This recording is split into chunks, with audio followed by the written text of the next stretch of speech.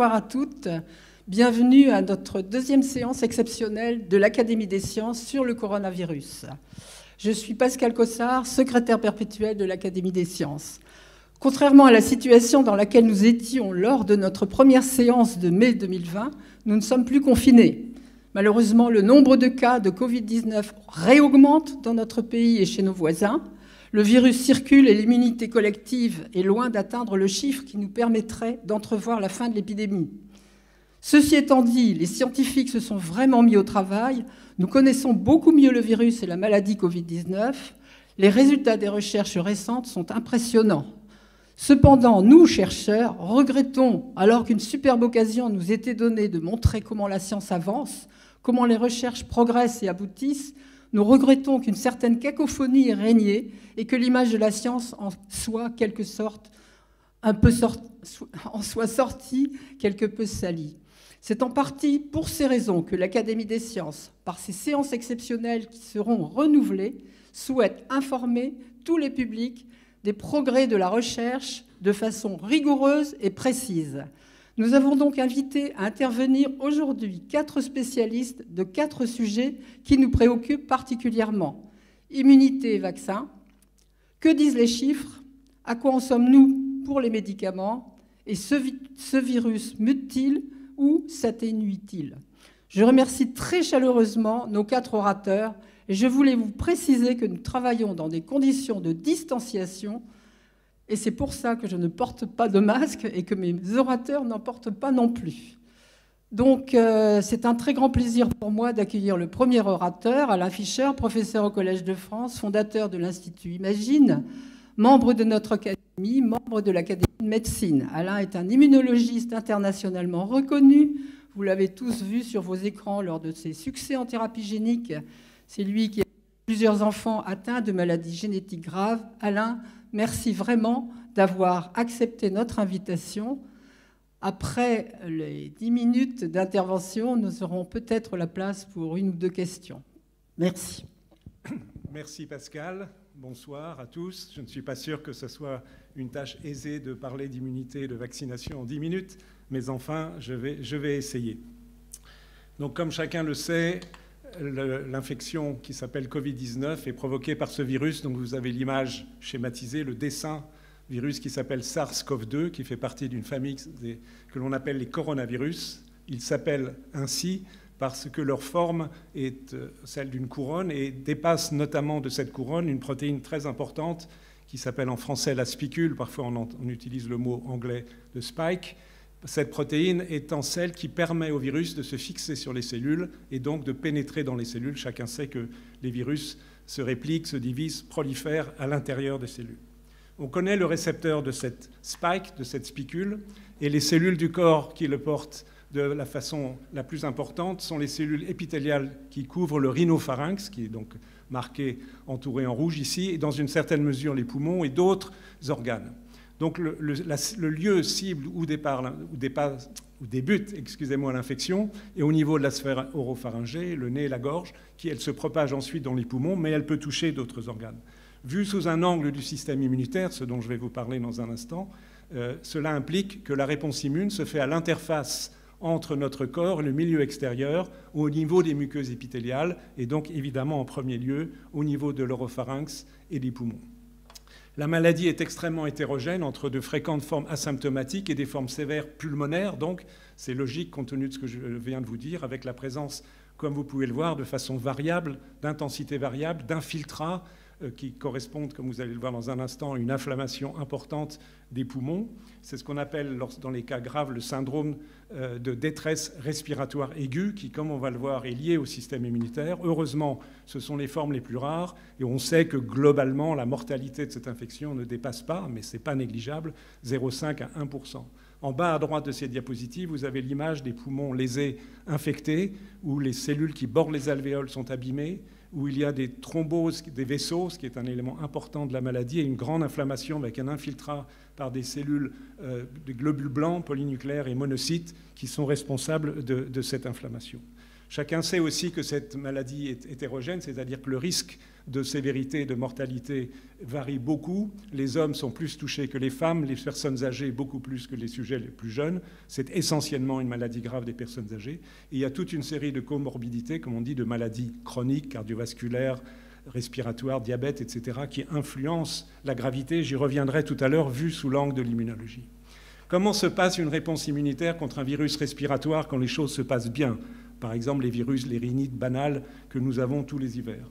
Lorsque le virus entre en contact avec les cellules, elle est schématisée ici, vous voyez, le virus, ce n'est pas à l'échelle, le virus et la cellule, certaines structures des microbes ou des virus, en anglais les PAMP, en fait, pour les virus, ce sont les acides nucléiques, et pour le SARS-CoV-2, un acide ribonucléique, est reconnu par des capteurs qui sont présents à la surface des cellules, à l'intérieur des cellules, et qui déclenchent très rapidement une réponse de cette cellule sous la forme de production de substances qui ont un effet antiviral, et en particulier les IFN, comme c'est marqué à gauche de la diapositive, c'est-à-dire les interférons des protéines, dont je vais vous redire un mot. D'autres substances sont également produites qui vont attirer les cellules du système immunitaire, les lymphocytes, impliqués dans la réponse immunitaire qui suit sous la forme d'anticorps et de réponse de ce qu'on appelle les lymphocytes T. Mais il est important de constater que la première réponse, celle liée en particulier aux interférons, dans le temps se situe en heures après le début de l'infection, alors que la réponse des anticorps et des lymphocytes se situe en jours, donc vient secondairement aider à contrôler le virus, avant qu'une troisième étape soit marquée par le retour à la normale, avec la production de substances cette fois-ci qui diminuent l'inflammation et permettent la cicatrisation. Donc ça, c'est le scénario favorable, heureusement le plus fréquent avec la plupart des virus respiratoires, mais on va voir que ce scénario, malheureusement, n'est pas aussi favorable dans un certain nombre de cas d'infection par le SARS-CoV-2. Donc on peut considérer qu'il s'agit ici d'une immunité protectrice. Un mot sur les interférons, parce que vous allez voir que ceci joue un rôle important.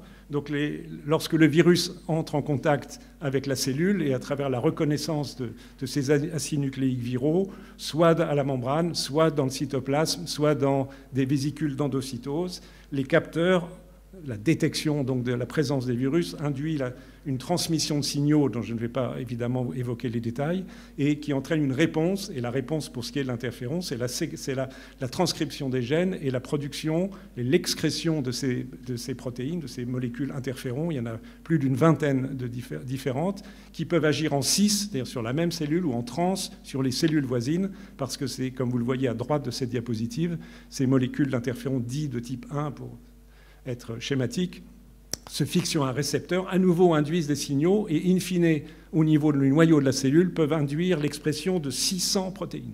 Donc imaginez 600 agents sous forme de protéines qui vont lutter contre le virus en bloquant à des stades différents la réplication du virus, l'entrée du virus, etc., etc. Donc ces agents de lutte antivirale connus depuis bien longtemps jouent un rôle essentiel à travers ces effecteurs, et c'est ce qui rend compte en partie l'immunité protectrice. Dans le contexte des infections sévères à SARS-CoV-2, on sait que cette réponse interféron est, en anglais ici, impaired, c'est-à-dire diminuée relativement. Elle existe, mais elle n'est pas aussi intense qu'elle devrait l'être lorsqu'on l'observe avec d'autres infections virales, parce que le virus lui-même possède des protéines qui freinent, qui inhibent la production de ces interférons. Donc c'est une première problématique qui est directement liée aux propriétés du virus. De plus, nous avons observé, je dis nous parce que là je relate quelques résultats d'une étude menée par des collègues à l'Institut Imagine et l'Institut Pasteur et à l'hôpital Cochin, que dans les formes les plus sévères de la maladie, les 18 patients dits critiques de cette diapositive, eh bien, la réponse aux interférons, qu'on peut mesurer donc sous la présence des ARN messagers correspondant aux gènes induits dont la transcription est induite par l'interféron, est réduite. Vous voyez, plus on va vers la droite, plus on va vers les formes sévères, moins il y a de réponses. Si on mesure l'interféron dans le plasma des sujets, plus les malades sont sévères, moins il y en a, mesuré de deux façons différentes ici.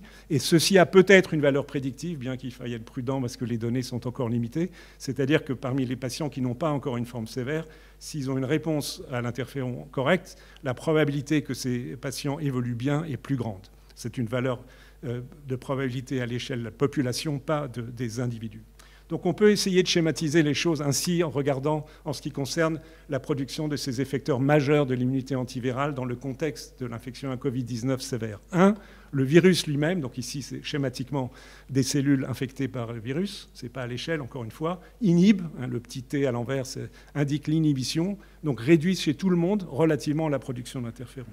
À cela s'ajoute qu'en fait, et je n'ai pas le temps de le détailler, mais toutes les comorbidités et le facteur âge et homme jouent de façon défavorable sur la production d'interférons. Donc c'est une deuxième façon de lier les maladies chroniques qui provoquent des formes sévères avec une réponse interféron insatisfaisante. De plus, s'ajoutent à cela récemment les travaux de Jean-Laurent Casanova et de collègues aux Pays-Bas, qui dans un petit nombre de cas de formes sévères, il y a des anomalies de gènes qui sont impliquées dans la production d'interférons et qui rencontrent d'infections sévères. Et même, comme c'est indiqué à droite de la diapositive, de façon assez surprenante, environ 10% des patients atteints de formes graves ont des auto-anticorps qui neutralisent l'interféron. Donc tous ces arguments convergent vers l'idée que la production d'interférons est clé dans le contrôle de ces virus et que pour une raison ou une autre, et probablement des combinaisons de raisons, elle est défaillante, eh bien l'infection est moins bien contrôlée.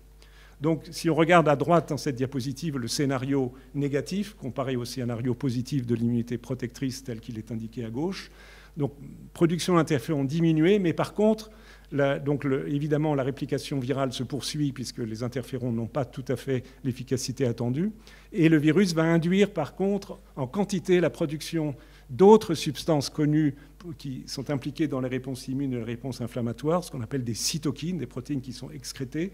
Vous avez le nom de quelques-unes ici, interleukine 1, interleukine 6, TNF, il y en a d'autres, et ainsi que de chémokines. En grande quantité, ces substances vont exercer un effet attracteur qui vont faire que localement, donc dans les poumons, en pratique, dans cette maladie, il va y avoir un afflux de macrophages, de polynucléaires, aussi de lymphocytes, qui vont encore renforcer cette production de cytokines et qui provoquent cet orage cytokinique, ces lésions du poumon que je vais vous montrer tout à l'heure, tout en inhibant par ailleurs, je schématise un tout petit peu, les réponses des lymphocytes. Il y a moins de lymphocytes qu'attendu. Et il y a une considération importante dans cette hyperinflammation, c'est la production par les macrophages et aussi les cellules qui bordent les vaisseaux, qui sont aussi infectées par le virus, de substances procoagulantes, qu'on appelle le facteur tissulaire, qui induit des thromboses. Et on sait que la thrombose fait partie de l'immunopathologie de cette maladie. Et donc ici, c'est la circonstance de l'immunité pathologique qui peut tuer. Donc voilà le contraste. Donc si on cette affaire d'hyperinflammation, si on essaye d'en résumer les éléments, le virus à nouveau directement y contribue en induisant par sa grande quantité et au sein des cellules infectées et à côté la production massive de ces chémokines et cytokines.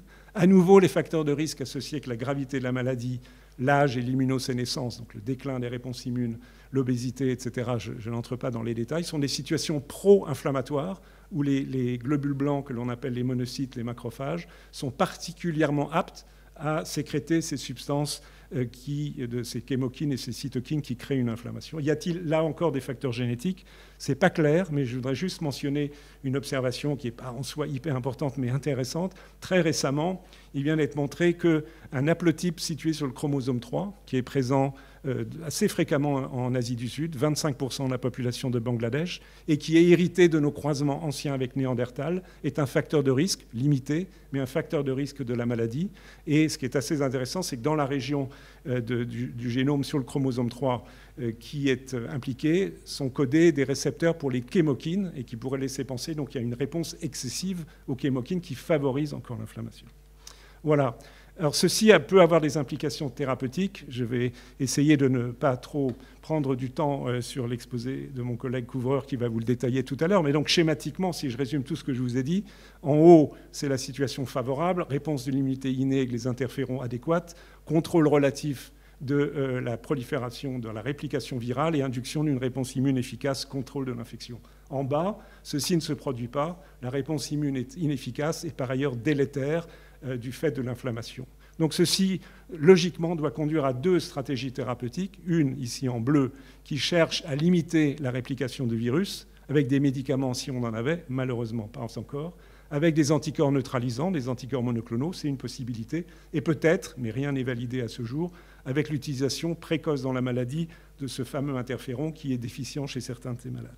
Et la seconde composante des traitements, logiquement, doit chercher à limiter cette réponse inflammatoire à travers un certain nombre d'agents, dont un seul est validé aujourd'hui, que sont les corticoïdes. Un mot sur les réponses des anticorps et des lymphocytes T. Je vais expliquer dans un instant ce graphique qui vous indique le pourcentage d'une population qui a une réponse globalement des lymphocytes T contre le virus, c'est évidemment un peu schématique, ou qui produit des anticorps efficaces neutralisant contre le virus. 3 remarques. La première, en bas à gauche, vous pouvez voir qu'environ 25% des sujets qui n'ont jamais rencontré le virus, donc naïfs à l'égard du virus, ont cependant des lymphocytes T qui reconnaissent le virus. Alors, ce qui est une observation tout à fait intrigante, on sait aujourd'hui qu'elle est liée avec une réaction croisée de réponse contre d'autres coronavirus avec lesquels un jour ou l'autre nous avons tous été infectés, qui sont des coronavirus qui provoquent une infection respiratoire bénigne. La grande question à laquelle il n'y a pas de réponse aujourd'hui, c'est est-ce que cette immunité croisée est protectrice? Nous ne le savons pas. Évidemment, ce serait bien qu'elle le soit, mais elle est peu intense. À noter qu'il n'y a pratiquement pas la même chose pour les anticorps. Vous ne voyez pas de colonne jaune. Deuxième remarque, elle concerne les sujets asymptomatiques, donc les sujets qui font une infection sans aucun symptôme, très fréquent, au moins la moitié des cas. Vous voyez qu'un certain nombre de sujets, c'est la colonne jaune, la colonne jaune ne va pas à 100%, donc il y a une fraction des individus qui ont fait une infection asymptomatique qui, lorsqu'on les teste quelques semaines plus tard, n'ont pas d'anticorps contre le virus, ou on n'en a eu que transitoirement. Et la question s'y se pose, est-ce que ces individus peuvent refaire une infection? Et quid, qu'est-ce qui se passera compte tenu de cette observation lors de la vaccination? Troisième et dernière remarque, dans les formes sévères, vous voyez que la colonne rouge ne va pas jusqu'à 100%. Un certain nombre de patients ont une déficience des réponses des lymphocytes T, pas des anticorps, mais des lymphocytes T à l'égard du virus, et ceci probablement participe de la sévérité de la maladie dont j'ai parlé tout à l'heure. Pour finir, un mot sur la vaccination. Évidemment, dans le contexte où nous n'avons pas encore de thérapeutique efficace et que nous n'avons que les mesures barrières pour essayer de limiter la pandémie, le développement d'un vaccin est attendu avec grande impatience et chacun sait qu'il y a de gigantesques efforts à une échelle et à une vitesse qui n'ont jamais été mises en œuvre pour d'autres maladies infectieuses pour trouver un vaccin. Il y a plus de 200 projets en cours et une trentaine qui sont aujourd'hui en études cliniques. Alors, il y a différentes stratégies qui sont testées. D'une part, des stratégies assez nouvelles, c'est celles qui sont dans l'encadrement rouge ici, qui concernent l'utilisation d'ARN qui code pour la protéine essentielle, celle que l'on voit juste à gauche sur la diapositive, qui est toujours la spike, qui est la protéine clé de l'infection. Donc si on arrive à bloquer cette protéine, on doit neutraliser l'entrée du virus dans la cellule. Donc il est logique qu'elle soit la cible de la vaccination. On peut essayer d'utiliser de l'ADN, utiliser la protéine sous forme encapsulés, par exemple, ou encore des vecteurs viraux qui contiennent le gène qui code pour cette protéine spike ou spicule. Et puis, il y a les méthodes classiques, les vaccins inactivés, les vaccins vivants atténués. Mais quelle que soit la stratégie, et toutes sont en train d'être testées, il faut franchir toute une série d'étapes précliniques dans des modèles animaux, en arriver aux études cliniques. Celles-ci ont débuté.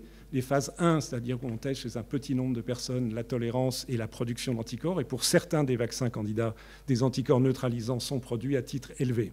Il y a actuellement 8 essais de vaccins en phase dite 3, qui est la phase clé, parce que c'est la phase pendant laquelle on peut tester l'efficacité, peut-on protéger les individus vaccinés contre le virus, et également la sécurité, est-ce que ce vaccin est satisfaisant. Les tout premiers résultats des premiers essais seront probablement disponibles en fin d'année, mais il se pose plein de questions. Quel est le degré d'efficacité en termes de protection? Combien de personnes seront protégées? Est-ce qu'on protège complètement, partiellement? Quelle est la durée de la protection? 1 mois, 2 mois, 1 an, 2 ans? Évidemment, il faudra du temps pour le savoir. Est-ce que ce vaccin est efficace chez les sujets âgés et vulnérables, qui sont les personnes qui meurent du Covid-19? Autant de questions auxquelles il faudra répondre. Et enfin, est-ce que le vaccin bloque la transmission du virus, évite la propagation auprès d'autres personnes de la population, ce qui serait une information très positive pour permettre d'obtenir par l'immunité de groupe l'arrêt complet de l'épidémie. On n'en est pas là. Et puis se posent des questions de sécurité, notamment il faut s'assurer que certains anticorps, paradoxalement, ne facilitent pas l'infection. Et donc il faudra quelques mois pour avoir ces réponses. Et aujourd'hui, on ne sait pas du tout ce qu'il en sera, même s'il y a des espoirs. Toutes ces réponses seront nécessaires pour définir une politique vaccinale. Est-ce qu'on peut vacciner? Qui on vaccine en priorité? Autant de questions qui restent ouvertes. Et pour finir, juste je voudrais mentionner ces quelques remarques, à mon avis, de bon sens, qui ne sont pas d'ordre scientifique cette fois-ci, mais technologique et politique. Le succès de la vaccination, si vaccin il y a, ne dépendra pas que de son invention. Encore faut-il le produire massivement, des milliards de doses à l'échelle de la planète. Quelles seront les règles de distribution? Sur quels critères? Est-ce qu'on peut mettre en place une régulation à l'échelle universelle qui définit l'utilisation du vaccin comme un bien commun, ou faut-il redouter que des politiques nationales, les allusions sont assez évidentes, ou d'industriels fassent que l'accès ne soit pas équitable. Et puis enfin, et ce n'est pas négligeable, il faut que la population adhère à cette vaccination, et on sait qu'il existe un certain degré de scepticisme contre lesquels il faudra se battre. En conclusion, quelques mots, la sévérité du Covid est liée en tant que le système immunitaire est impliqué à une réponse immune innée, donc autour d'interférons inappropriés, liée d'une part à des facteurs viraux, qui bloquent en partie la production d'interférons, des facteurs de l'autre, un peu génétiques, surtout acquis, liés aux comorbidités, et il en résulte une réponse immune qui est à la fois insuffisante, on l'a vu, et délétère par cette hyperinflammation. On a besoin de définir des biomarqueurs prédictifs qui seront utiles aux thérapeutiques. Il y a des pistes aujourd'hui. Il y a de nombreuses pistes thérapeutiques. Patrick Ouvreur va vous en parler dans un instant, et je n'en parle évidemment pas plus. Aucune n'est validée à ce jour. Et enfin, bien sûr, j'insiste sur l'importance potentielle du vaccin, mais j'insiste sur l'adjectif potentiel. Nous ne savons pas aujourd'hui quand et comment un vaccin sera disponible. Je vous remercie. Merci beaucoup Alain. Il n'y a personne dans la salle, donc il n'y a pas d'applaudissements, mais tu as mes sincères applaudissements. Donc nous avons eu quelques questions, et là je crois que pour des raisons de temps, je ne vais pas pouvoir en poser beaucoup, mais j'ai quand même en posé une qui me paraît très importante. Bonjour, des malades guéris ont été contaminés à nouveau. Du coup, le vaccin sert-il encore à quelque chose ? Alors, il faut aborder cette question avec grande prudence, parce que si on regarde la littérature, à ma connaissance, à ce jour, il y a 5 cas connus décrits correctement. 1 à Hong Kong et 4 en Inde, si je ne me trompe pas. Enfin, à la limite, peu importe la localisation, ou en Corée, enfin, peu importe.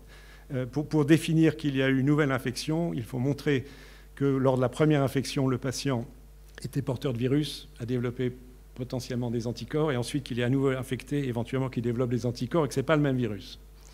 Et il n'y a que donc un nombre de cas infimes où ceci a été démontré à ce jour. Ça ne veut pas dire que ce phénomène n'existe pas de façon plus importante. Je l'ai évoqué à propos du fait que beaucoup de sujets asymptomatiques ne gardent pas d'anticorps.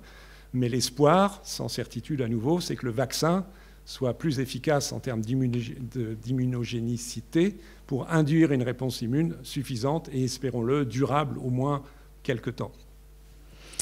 Ok, je vais juste poser une toute petite question. Il y a des études sur le microbiote intestinal qui ont été démarrées dans un hôpital parisien afin d'évaluer la capacité de chacun à lutter contre la Covid-19. Est-ce une piste intéressante ?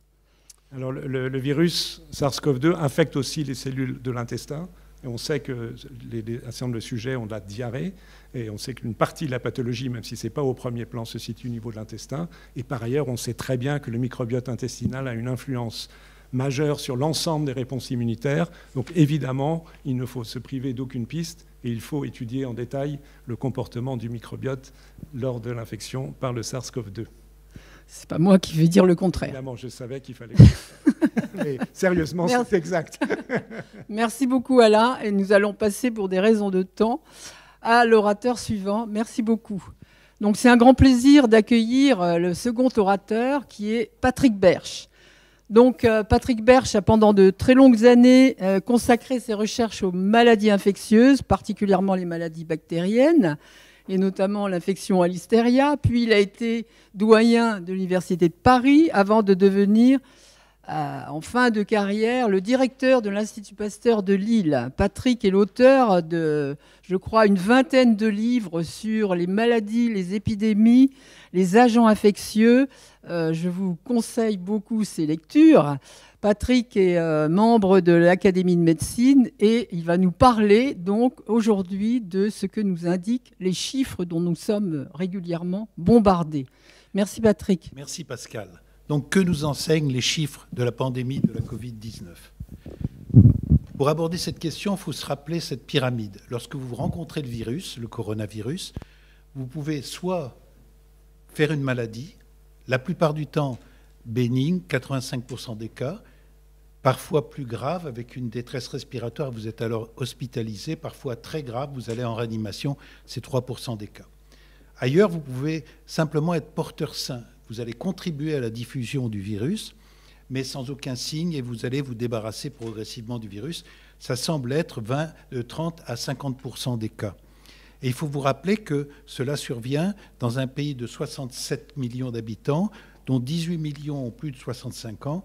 Et les personnes en contact sont de l'ordre de 5 à 15%, ce qui fait qu'on a quand même probablement une faible immunité collective. Et je rappelle enfin que pour les personnes symptomatiques, c'est 60% de personnes de plus de 65 ans, et ce virus épargne les enfants et les jeunes. Si on revient à la première vague, vous voyez qu'on est monté en France jusqu'à 32 ou 33 000 hospitalisations.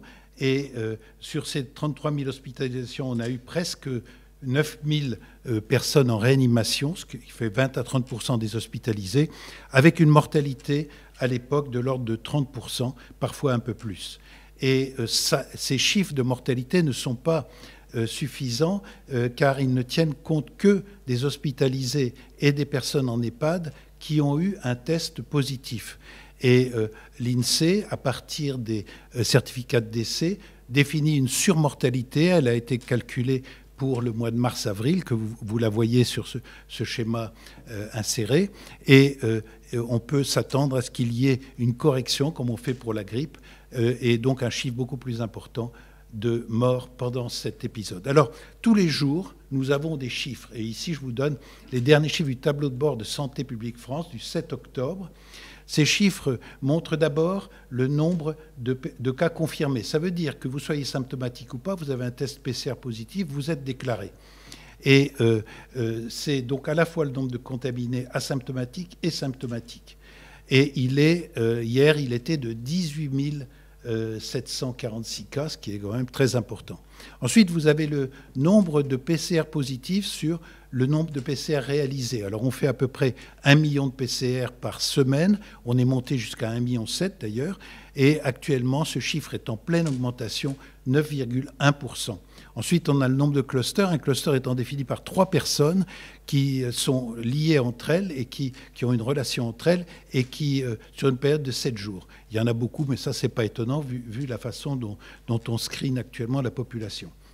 Vous avez le nombre de morts, et je vous ai dit que ce nombre était sous-estimé parce qu'il y aura la surmortalité calculée par l'INSEE.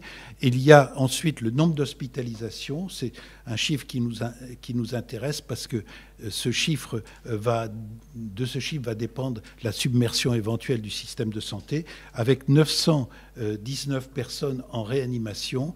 Et vous savez que les capacités de notre pays, c'est de l'ordre de 4 500 à 5 000. Ça peut aller plus, mais c'est vraiment limite si on dépasse cela. Et on a 67 départements en grande fragilité. Alors, quels sont les indices de l'épidémie? Il y a d'abord l'incidence. L'incidence, c'est le nombre de contaminés pour 100 000 habitants et par an. Le seuil, nous étions à 10 pour 100 000. Le seuil d'alarme est de 50. Et actuellement en France, on a 104 pour 100 000. Et le chiffre inquiétant, c'est qu'on a 52 pour 100 000 dans la population de plus de 65 ans, celle qui, malheureusement, risque de mourir le plus. Et ces incidences peuvent être très fortes dans les métropoles. Par exemple, vous avez Lille, vous avez Paris, 256, vous avez Lyon, Marseille, les chiffres sont indiqués, et Bordeaux, notamment. Alors, la létalité, c'est le nombre de décès par rapport au nombre de contaminés. L'OMS l'estime à 3,4% sur l'ensemble du monde et à 1,8% en France. Mais ces chiffres ne tiennent pas compte de la valeur du nombre réel de contaminés, puisqu'ils sont basés sur des chiffres PCR. Et en fait, on a calculé qu'en France, c'était de l'ordre de 0,6%. Mais 0,6%, c'est déjà considérable, parce que par exemple, la grippe, qui fait 6 à 8 000 morts par an, c'est 0,1%, donc c'est 6 fois plus que la grippe, c'est un chiffre important. La mortalité, c'est le nombre de décès par million d'habitants. J'y reviendrai à la fin de cet exposé, et elle est de 461 par million. Le taux de transmission, c'est le R0, c'est le nombre de personnes contaminées par un porteur de virus, qu'il soit malade ou pas. Il était de 3 en mars, il est actuellement de 1,4 en octobre, ce qui veut dire que le nombre de personnes en réanimation double tous les 12 jours. C'est ce qui inquiète beaucoup les autorités de santé actuellement. La gravité, eh bien, c'est le nombre de personnes hospitalisées en réanimation et le nombre de décès par tranche d'âge. Il ne semble pas, évidemment, s'il y avait plus de mortalité chez les jeunes, on pourrait penser que le virus est plus virulent. Pour le moment, il n'y a pas d'indice pour dire que le virus est plus virulent ou moins virulent que précédemment. Alors, ce qui est très important, c'est de suivre le taux d'incidence par classe d'âge. Vous voyez ici que les taux d'incidence sont très différents suivant l'âge. Vous avez par exemple entre 20 et 30 ans 256 pour 100 000, ce qui est considérable, ce qui prouve que ces personnes ont probablement moins suivi les mesures barrières et elles ont surtout une plus grande activité sociale et beaucoup plus de contacts, et donc elles sont le moteur de la dissémination. Et par porosité, si je puis dire, les personnes plus âgées, à partir de 60 ans, ont des taux quand même qui sont inquiétants. Regardez, pour les plus de 90 ans, c'est 93. Malgré toutes les précautions que peuvent prendre ces personnes, on a des chiffres assez importants. Ensuite, l'évolution de l'épidémie. Alors, pour suivre l'évolution de l'épidémie, on a des données solides. Les seules données solides qu'on ait, c'est le nombre d'hospitalisés par semaine, le nombre de personnes en réanimation par semaine et le nombre de décès. Alors vous voyez que la première vague a été très importante puisqu'on est monté à des taux très importants par semaine, de l'ordre de 20 000, quelque chose comme ça, hospitalisés par semaine. Puis on a eu une disparition. Cette cassure est liée au confinement de 2 mois. Et après, au moment du déconfinement, il y a eu un relâchement des mesures, en particulier des masques, qui n'étaient pas obligatoires, etc. Et donc, on a maintenant une résurgence de la maladie tout à fait inquiétante par le nombre d'hospitalisés, qui se répercute bien sûr par le nombre de personnes en réanimation et par le nombre de décès qui sont, ici vous avez à droite un grossissement de ce qui se passe actuellement, et vous voyez qu'il y a une importante augmentation de ce nombre. Alors pour les tests RT-PCR en France, on en fait maintenant plus d'1 million par mois, et par semaine, pardon, et on est à 9,1%. Hier, c'était 9,1%, ce qui est considérable. Et vous voyez, il y a une augmentation importante. En testant 1 million, ça fait 1,5% de la population. Ces tests sont faits pour 97% des cas en ville, et ils sont faits pour les hospitalisés 2% et en EHPAD 1%. Et 40 à 50% de ces tests concernent des personnes asymptomatiques. Et si l'on se compare maintenant en Europe, on voit que, là c'est un chiffre qui date d'il y a 2-3 jours, on voit qu'on était à 8,2%, mais vous voyez, nous sommes dans le peloton de tête, si je puis dire, avec les pays de l'Est et les Pays-Bas. Avant nous, malheureusement, il y a l'Espagne, la Tchéquie et l'Ukraine. Et le Royaume-Uni et l'Italie sont en vert, mais ça se passe mal actuellement, ça augmente de façon importante et ils vont probablement passer en orange comme nous. Donc, alors, pour bien comprendre ces chiffres, il faut revenir à l'incidence des contaminations par PCR et les décès. Vous voyez, si on considère le nombre de PCR positifs, le nombre de cas déclarés positifs au moment de mars-avril, il était relativement bas et apparemment la résurgence actuelle est plus importante. En fait, c'est faux, parce qu'on ne faisait que 30 000 PCR par semaine, alors que maintenant on en fait plus d'1 million. Et donc en fait on avait une vague beaucoup plus importante, et d'ailleurs on avait un temps de doublement à ce moment-là en réanimation de l'ordre de 3 jours, et donc il y avait une forte sous-estimation de la première vague. Ensuite, actuellement, on est beaucoup plus proche de la réalité. Et vous voyez, en bas, c'est le nombre de décès. Alors, le nombre de décès, lui, c'est des chiffres vrais. C'est vraiment indubitable, un peu sous-estimé, mais indubitable. Et vous avez un début de mortalité qui est considéré comme faible, mais c'est 30, 40, 50 décès par jour, mais qui, malheureusement, risque d'augmenter fortement.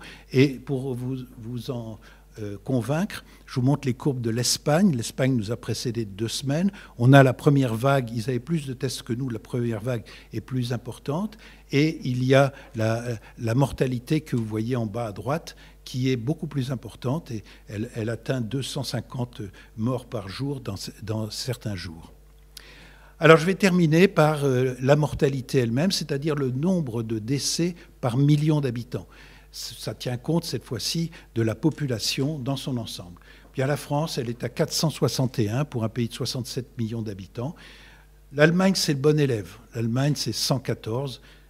C'est pour 82 millions d'habitants. Ils ont pris des mesures. Il y a eu une politique efficace, épidémiologique efficace, avec les mesures barrières, et probablement mieux suivie qu'en France. Le Royaume-Uni, 624. Vous voyez les Pays-Bas, 353, et la Belgique, Apparemment, elle est à 870, mais les Belges déclarent tout. Ils déclarent non seulement les cas avec PCR positif, mais aussi les cas suspects et les décès suspects. Or, en France, on ne déclare que, comme dans les autres pays, on ne déclare que les cas PCR positifs. Si vous avez une personne qui meurt à domicile, elle ne sera pas déclarée tout de suite, peut-être sera-t-elle déclarée sur les certificats de décès à l'INSEE. Alors, la Scandinavie est intéressante à considérer parce qu'on a 3 pays, le Danemark, la Norvège et la Finlande. Ces pays ont des faibles populations et puis ils ont une densité faible. Ces pays, vous avez 36 décès, 51 et 61 pour le Danemark, Norvège et Finlande. Et puis la Suède, souvent donnée en exemple, qui a protégé les personnes vulnérables mais qui n'a pas imposé le masque. Vous voyez, ils ont un mauvais score, ils sont à 573 décès par million, en sachant qu'ils ont quand même une densité de population faible et une population de l'ordre de 10 millions d'habitants, avec des conditions climatiques et environnementales très différentes des pays du sud de l'Europe. Et puis les États-Unis et le Brésil sont à 606 et 647. C'est des pays où la politique sanitaire n'a pas été toujours cohérente. Et je voudrais terminer sur ma dernière diapositive pour faire un rappel sur le masque et son efficacité. Si vous considérez le Japon, Taïwan et la Corée du Sud, c'est des pays qui ont connu le MERS, qui ont connu des épidémies de SARS et qui ont une culture de masque. Par exemple, Taïwan a été le premier à déclarer cette épidémie et dès le mois de janvier, ils ont imposé le masque à tout le monde dans la rue, en tout lieu. Vous voyez, la photo le représente. Et vous voyez, ils ont des taux de mortalité extrêmement faibles, même s'ils avaient été très exposés au virus à cause de leur proximité et de leur relation avec la Chine. 7 décès par million. Et j'ai mis comme témoin les États-Unis et le Brésil. Voilà ce que je voulais vous dire sur les chiffres. Merci de votre attention. Merci beaucoup, Patrick. Merci. Donc, je vais poser 2 petites questions, essayer de répondre assez rapidement. Donc, une question qui est demandée par un auditeur. Quand on voit l'effet de ces chiffres, ne devrait-on pas considérer qu'on va devoir apprendre à vivre avec la maladie ? Alors, je suis tout à fait d'accord. Si vous voulez, il y a un regret quand même, c'est à la fin du déconfinement, l'Académie de médecine avait préconisé le port du masque pour tout le monde, partout. Dehors, dedans, bon, il est sûr que dehors, il y a beaucoup moins de risques, mais enfin, partout. Et ça n'a pas été suivi. Il y a eu un relâchement. Le masque avait quand même l'idée que le virus est là. Il y a eu un relâchement au mois de juillet et août, que l'on comprend, chez les jeunes, mais aussi chez les moins jeunes. Il ne faut pas stigmatiser les jeunes. Et donc, il faudra maintenant, pendant quelques mois, il faut vivre avec, prendre toutes les précautions, et 2 précautions, le masque et se laver les mains, c'est les 2 précautions les plus importantes. Bon, une petite question encore. Combien de cycles d'amplification avec les PCR ? Que pensez-vous des faux positifs ? Oui, alors la PCR de référence, la RT-PCR de référence, qui est faite avec un prélèvement nasopharyngé, elle a 20% de faux négatifs et 5% de faux positifs. Si vous poussez les cycles d'amplification, vous pouvez amplifier des tout petits morceaux d'ARN qui ne sont pas significatifs avec un virus qui est tué. On considère qu'habituellement, à partir du 7e jour, la PCR peut être encore positive, mais le virus n'est plus viable. C'est pour ça que la quarantaine a été réduite à 7 jours. C'est ça qu'on appelle les faux positifs. C'est ça, les faux positifs, c'est que pas... Oui, c'est ça. Ok, merci beaucoup. Merci Patrick.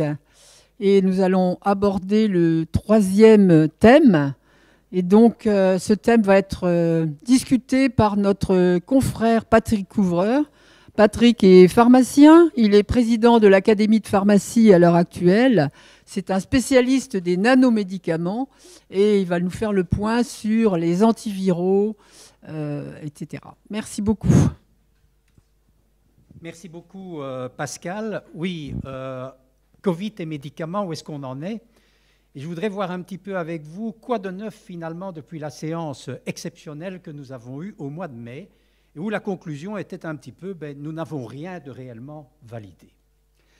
Alors on peut voir évidemment toutes les stratégies thérapeutiques qui se situent à 2 niveaux. Au niveau d'une part cellulaire, c'est-à-dire l'infection du virus au niveau de la cellule, mais on va le voir aussi au niveau tissulaire et au niveau des différents organes.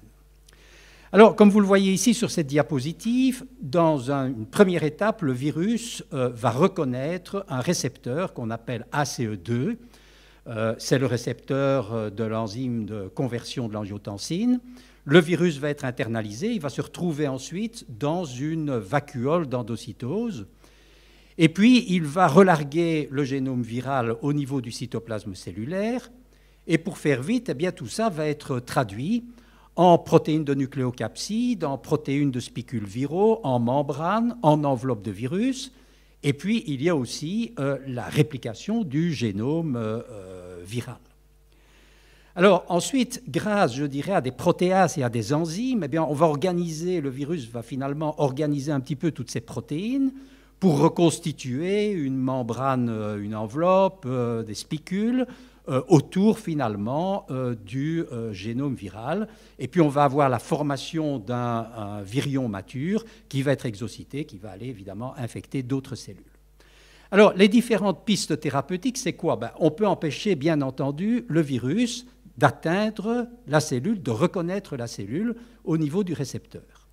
Il y a une molécule qu'on appelle le camostat mésylate qui joue plutôt sur un cofacteur. Il y a les anticorps monoclonaux qui vont jouer finalement des effets de leurre par rapport au récepteur.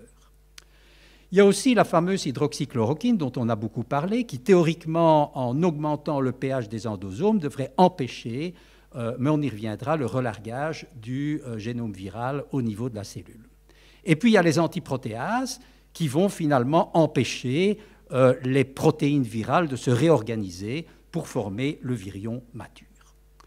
Mais à côté de ce niveau cellulaire, il y a un niveau tissulaire très important, dont a d'ailleurs fait mention très justement Alain Fischer, avec bien sûr un orage cytokinique. Et en fait, à ce niveau-là, on a une rupture de la barrière épithélo-endothéliale, c'est-à-dire l'interface qu'il y a entre le sang et l'air au niveau des alvéoles pulmonaires. Alors, on va avoir en fait des exudats de composants plasmatiques qui vont se retrouver au niveau de la cavité alvéolaire, qui va favoriser évidemment l'orage cytokinique. Et on va aussi avoir, comme vous le voyez sur la partie haute de la diapositive, une infiltration macrophagique avec une aggravation des lésions pulmonaires. Mais à côté de cet orage cytokinique, ou parallèlement à cet orage cytokinique, il y a aussi, comme c'était dit aussi par Alain Fischer, une attaque endothéliale qui correspond finalement à un dysfonctionnement de la microcirculation, à des troubles de la coagulation. Et il faut dire que d'autres organes, donc c'est aussi une maladie vasculaire quelque part, d'autres organes vont être impliqués. Ça peut être le tissu rénal, le tissu hépatique et aussi le tissu cardiaque. Et donc, vous l'avez compris, finalement, au niveau thérapeutique, il y a trois piliers importants. D'une part, c'est combattre directement l'infection virale au niveau du cycle cellulaire du virus. C'est aussi et surtout réduire l'orage cytokinique et ce que l'on appelle l'inflammation paradoxale. Mais parallèlement, c'est aussi, et c'est important, empêcher les atteintes vasculaires et donc les phénomènes de coagulation. Alors, je voudrais commencer par une remarque préliminaire, parce qu'elle a fait l'objet d'une recommandation de l'Académie des sciences, mais aussi de l'Académie nationale de médecine et de l'Académie nationale de pharmacie. On peut parfaitement comprendre l'urgence, bien entendu, de découvrir des nouvelles thérapeutiques quand on a une épidémie comme celle du Covid-19. Mais on voit très bien que dans notre pays, et dans d'autres pays aussi d'ailleurs, mais beaucoup dans notre pays, ça a conduit à un manque total de coordination, avec une multiplication des essais cliniques, souvent redondants, qui visent parfois d'ailleurs plusieurs hypothèses thérapeutiques en même temps. Et tout ceci induit de nombreux biais méthodologiques, avec des biais statistiques parce qu'on a un petit effectif de patients qui sont divisés entre un très grand nombre d'essais cliniques, et surtout la comparaison, l'absence de comparaison avec des placebos. Et donc je dois vous avouer que quand on fait la littérature, dans de nombreux cas, on a quand même très difficile à tirer des conclusions valides. On va quand même essayer de le faire en voyant tout d'abord les molécules qui ont été utilisées pour combattre directement l'infection. Et petite remarque, ce sont souvent des petites molécules chimiques. Premier exemple, et vous en avez la structure chimique là, c'est le camostat mésylate, qui est intéressant parce qu'il devrait inhiber la protéine TMPP-SS2, c'était montré in vitro, et donc réduire l'infection au niveau du récepteur. Malheureusement, bon, il n'y a pas de données vraiment cliniques qui le démontrent. Il y a alors aussi l'hydroxychloroquine, qui n'est pas la chloroquine, vous en avez là aussi la formule chimique en bas à droite, qui est parfois utilisée en association avec l'azithromycine. Je vous avais dit en mai qu'on ne pouvait pas tirer de conclusions très claires. Maintenant, je pense que les conclusions sont claires. C'est vrai que l'hydroxychloroquine devrait inhiber le transfert du génome viral de l'endosome vers le cytoplasme, mais à ce jour, il y a eu 163 essais cliniques. Vous pouvez le voir d'ailleurs sur le site clinicaltrial.gouv. Ces essais, en général, sont très controversés, comme je vous le disais, avec beaucoup de biais méthodologiques. Et finalement, la conclusion, c'est qu'il n'y a pas d'activité objectivable.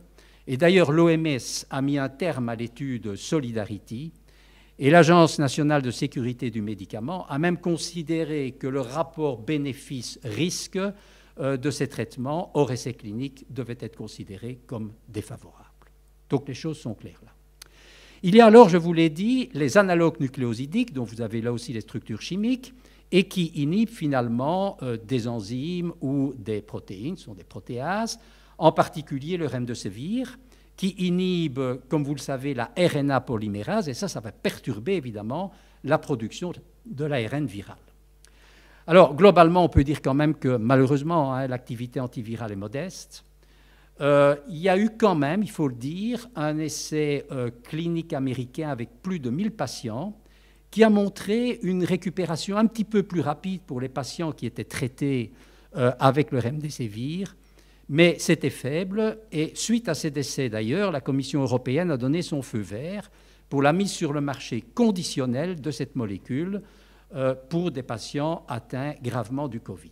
Mais malgré tout, et quand on voit l'ensemble de ce qui a été fait, la Haute Autorité de Santé considère que le service médical rendu est quand même toujours très faible.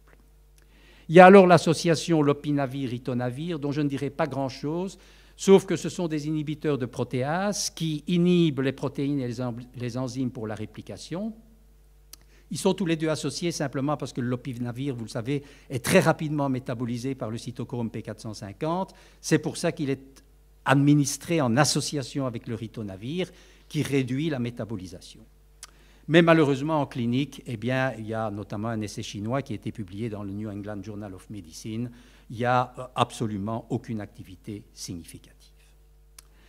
Alors, à côté donc, du virus, on peut attaquer le résultat finalement, qui est l'inflammation paradoxale et qui est quand même un côté extrêmement problématique de l'infection. Et on va reparler de l'interféron, même si je ne vais peut-être pas vous dire exactement la même chose, parce que l'interféron bêta, par exemple, qui a donné quelques espoirs, est une glycoprotéine recombinante qui a une activité antivirale, dont d'ailleurs le mécanisme d'action n'est pas encore clairement élucidé. Mais bon, dans tous les cas, pour la littérature que j'ai faite, je n'ai pas vu vraiment d'essais cliniques ayant démontré un effet sur la réaction inflammatoire paradoxale. Et par ailleurs, vous savez que les interférons peuvent aussi donner lieu à de nombreux effets secondaires. En plus, il y a un article très intéressant qui vient de paraître dans Cell, dans la revue Cell, et qui ont montré que les interférons peuvent en fait stimuler l'expression du récepteur ACE2 et de son cofacteur, et donc favoriser l'entrée du virus, ce qui serait évidemment contre-productif. Mais les choses sont sans doute un petit peu plus compliquées. Je voudrais simplement mentionner l'anakinra, qui est un inhibiteur de l'interleukine 1. Il y a actuellement 2 études, une étude française, une étude italienne, qui donnent des résultats prometteurs en termes de mortalité et de réanimation, mais c'est trop tôt pour conclure, il faudra attendre. Et puis, il y a les anticorps anticytokines, dont on a pas mal parlé, dont le tocilizumab, qui bloque en fait le récepteur IL-6. Il y a quelques essais cliniques qui ont quand même été prometteurs, mais maintenant une méta-analyse qui a été faite sur 7 études rétrospectives, avec plus que 500 patients, eh bien, on n'a pas vu de différence de mortalité entre le patient traité par le tocilizumab et les patients non traités. Alors, je ne voudrais pas vous terminer ce rapide exposé avec une mauvaise nouvelle, mais non, j'ai plutôt une bonne nouvelle, c'est celui de la corticothérapie. En effet, la dexaméthasone, dont vous voyez la structure sur la partie droite de la diapositive, vous le savez, c'est un glucocorticoïde de synthèse qui a une activité, c'est un vieux médicament, hein, qui a une activité anti-inflammatoire avec une réduction de la réponse immunitaire à forte dose, donc qui peut avoir un effet sur la tempête cytokinique. Et une méta-analyse coordonnée par l'Université de Bristol et l'OMS, qui regroupe quand même 7 études internationales avec plus de 1700 patients, a montré qu'il y avait une diminution de 21% de la mortalité dans les formes sévères de Covid versus placebo et soins standards. Et il semblerait que le bénéfice est encore plus important chez les patients qui sont sous ventilation mécanique, où on note une diminution de la mortalité de 30%. On peut dire, pour simplifier un petit peu, qu'actuellement, aucun médicament repositionné n'a montré jusqu'ici une telle activité. Ce n'est pas miraculeux, mais c'est quand même efficace. Alors, il faut savoir que parallèlement, je vous ai dit que c'est une maladie aussi qui touche les problèmes vasculaires, et donc il est recommandé de traiter les patients hospitalisés avec des anticoagulants, de préférence à titre préventif, comme l'héparine de bas poids moléculaire, le fondaparinux, mais maintenant il y a d'autres anticoagulants qui sortent et qui font l'objet d'essais cliniques, avec une surveillance de l'hémostase. Et je voulais, Pascal, terminer quand même sur cette bonne nouvelle. Merci beaucoup Patrick. Merci. Il y a quelques questions, et moi je vais commencer par la question qui me paraît la plus d'actualité. Le traitement qu'a utilisé M. Donald Trump est-il utilisable quelque part en France, en Angleterre, ou est-ce que tu peux nous en dire un mot? Écoute, évidemment, je ne suis pas le médecin de Donald Trump, donc je ne sais pas exactement de quelle manière il... Non, je parle des anticorps de synthèse. Est-ce que tu peux en dire? Anticorps de synthèse, moi j'ai cru comprendre qu'il avait été traité par la dexaméthasone. Bon, mais enfin, il y a plusieurs... oui, on a parlé d'anticorps de synthèse aussi. Mais bon, ce qui semble maintenant, les médecins, dans tous les cas, du Walter Reed Institute, ont laissé sous-entendre que c'était un anti-inflammatoire de type dexaméthasone qui avait été utilisé. Maintenant, il est beaucoup trop tôt pour conclure. Hein. Bon, merci beaucoup. C'était vraiment très, très clair. Merci beaucoup, Patrick. Et je vais donc demander au dernier orateur de nous rejoindre. Il s'appelle Étienne Simon-Laurière. Étienne est à l'Institut Pasteur. Il dirige un groupe junior et il s'intéresse à toutes les variations, à toutes les mutations de ce virus. Et la grande question est, est-ce que ce virus est atténué? Est-ce qu'il est plus virulent? Est-ce qu'il y a des formes qui se disséminent mieux? Tu as la parole. Merci. Donc, en effet, je vais vous dire quelques mots sur les mutations des virus à ARN et plus particulièrement l'exemple qui nous intéresse ici, le SARS-CoV-2. Donc je reprends comme précédemment pour exemple la molécule de la particule virale du SARS-CoV-2, ou ici avec sa caractéristique couronne de spicule, ou spike en anglais, et puis au cœur de la particule virale, le génome du SARS-CoV-2, qui est une longue molécule d'ARN, simple brin, et qui code pour le patrimoine génétique du virus, avec cette combinaison de lettres qui correspondent chacune à une base nucléotidique. Et cette molécule fait presque 30 000 bases, et c'est ça qui encode les différents morceaux du virus. Et donc, si on schématise l'activité principale d'un virus ARN, c'est de se répliquer, de faire de très nombreuses copies de son génome et aussi des copies de ses protéines pour pouvoir faire de nouvelles particules virales qui iront infecter de nouvelles cellules ou dans le même hôte ou dans un nouvel hôte. Et donc, si on s'intéresse aux mutations, c'est dans cette étape-là, cette copie du génome, qui nous intéresse. La copie du génome de la plupart des virus ARN est faite par leur propre enzyme, une polymérase. Ce sont des enzymes qui sont très rapides, mais à la différence de ce qu'on peut retrouver dans d'autres organismes, comme les plantes, les bactéries ou les virus à ADN, ce sont des enzymes qui ont tendance à faire des erreurs et qui n'ont pas de mécanisme de correction de ces erreurs. Ce qui veut dire que lors d'une copie du génome, la polymérase peut insérer par erreur une base qui ne correspond pas à celle qui est présente dans la séquence originelle, et on parle alors de mutation. C'est un processus qui est très très fréquent chez les virus ARN, et on schématise ça grossièrement par l'acquisition d'une mutation ou de 0,1 mutation en moyenne par copie du génome par cycle de réplication.